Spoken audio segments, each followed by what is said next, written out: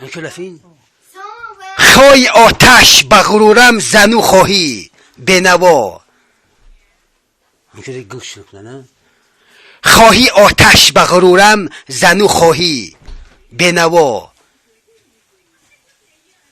زن میخواهم، ختن میخواهم. تو مخشی بیشتر مردم.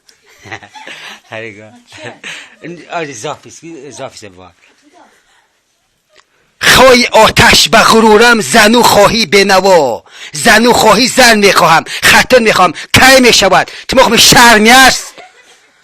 ای نوردین، ای بیشتر کنتیوژ.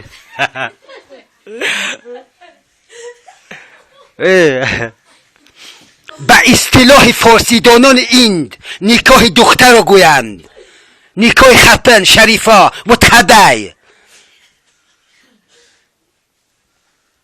تماخ شرمی است. تماخ بیشرم خود واستا تویگن خوگن از خیجن خوارین.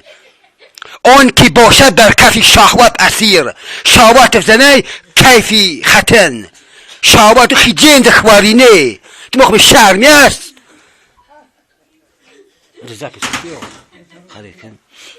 او نوردینی بیخو کنتیوش تو شرمی است.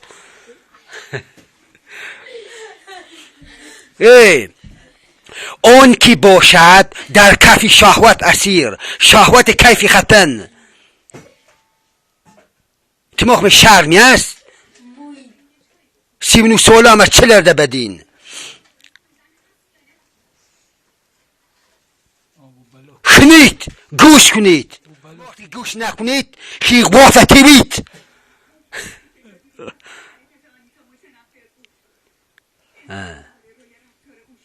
تماخت خنید خنید